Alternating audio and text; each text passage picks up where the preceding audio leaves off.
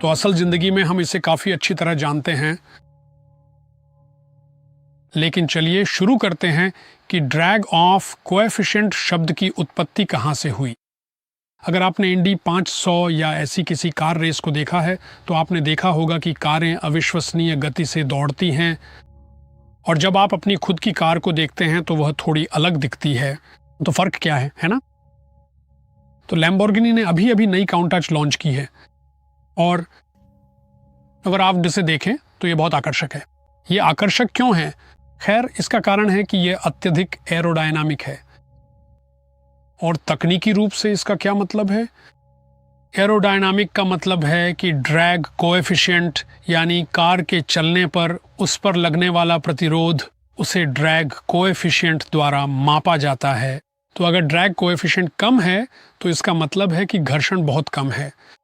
जब यह चलती है तो यह हवा को चीरती हुई आगे बढ़ती है, और अगर यह किसी तेज चाकू की तरह हवा को काट सके तो ड्रैग कोएफिशिएंट बहुत कम होता है। तो दूसरे शब्दों में कार बहुत बहुत तेज जा सकती है क्योंकि ड्रैग कोएफिशिएंट कम है, इसलिए यह अत्यधिक एरोडायनामिक है। अगर हम अपनी खुद की जिंदगी को देखें, हम भी लगातार जीवन में आगे बढ़ रहे हैं, है ना? बेशक हम शारीरिक रूप से आगे बढ़ रहे हैं, लेकिन इसके अलावा भी हम अनुभवों की एक श्रृंखला से गुजर रहे हैं। तो हमारा अस्तित्व लगातार घटनाओं और अनुभवों की एक श्रृंखला के संपर्क में रहता है। तो हम इसके माध्यम से आगे बढ़ रहे हैं, और ये अनुभव हमारे भीतर कुछ उत्पन्न करते हैं। घर्षण के कारण प्रतिरोध।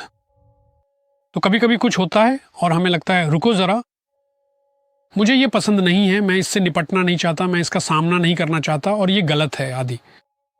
तो हमारे भीतर ये प्रतिरोध होता है। आमतौर पर हम इसे अपने बाहर की किसी चीज का गुण मानते हैं।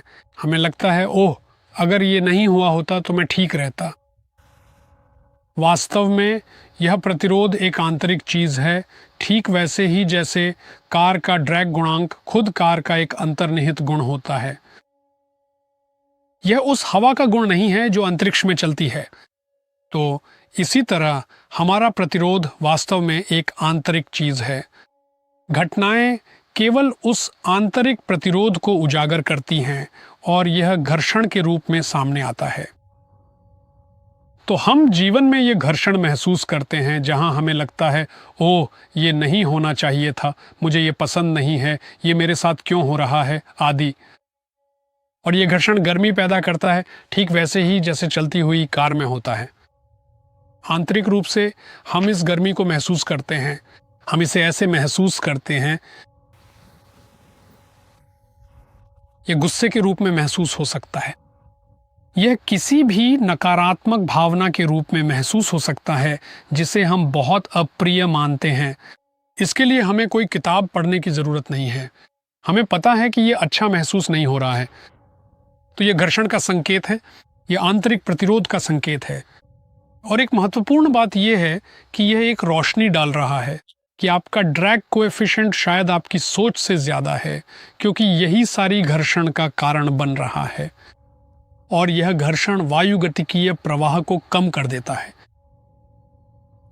तो जितना अधिक हमारे पास घर्षण होगा उतना ही प्रवाह बाधित होगा, यह अराजक हो जाएगा। और जब जीवन में बहुत अधिक घर्षण होता है तो वह उतना अच्छा महसूस नहीं होता। तो ड्रैग कोएफिशिएंट को जब परिवर्तन की यात्रा पर लागू किया जाता है तो इसका अर्थ होता है आत्म मंथन करना। अपने खुद के ड्रैग कोएफिशिएंट, अपने आंतरिक प्रतिरोध के बारे में सोचें और देखें कि आपके जीवन में कितना घर्षण है, और उसकी जिम्मेदारी लें और देखें कि आप इस आंतरिक प्रतिरोध को कैसे व्यवस्थित रूप से कम कर सकते हैं और अपने ड्रैग कोएफिशिएंट को घटा सकते हैं। और आप देखेंगे कि कुछ वर्षों में आपके साथ कोई बहुत मिलती जुलती घटना घट सकती है जैसी पहले कभी हुई थी, और आप उससे इतनी खूबसूरती से पार निकल जाएंगे कि अंत में आप सोचेंगे रुको ज़रा, मुझे याद है मेरे साथ ऐसा कुछ हुआ था और 3 साल पहले मैं पूरी तरह से परेशान हो गया था, लेकिन अब यह सिर्फ एक मामूली झुंझलाहट है या शायद वह भी नहीं, और इस अनुभव के अंत में मैं मुस्कुरा रहा हूँ। तो इसका मतलब है कि आपने अपने ड्रैग कोएफिशिएंट को कम करने का शानदार काम किया है। जब आप प्रकाश को चुनते हैं तो जीवन और भी अधिक आनंदमय, उद्देश्यपूर्ण और प्रेरणादायक बन जाता है। मैं आपको आमंत्रित करता हूं कि मेरे साथ प्रकाश के क्षेत्रों का अन्वेषण करें, उन अनंत संभावनाओं को देखें जो प्रकाश प्रदान करता है।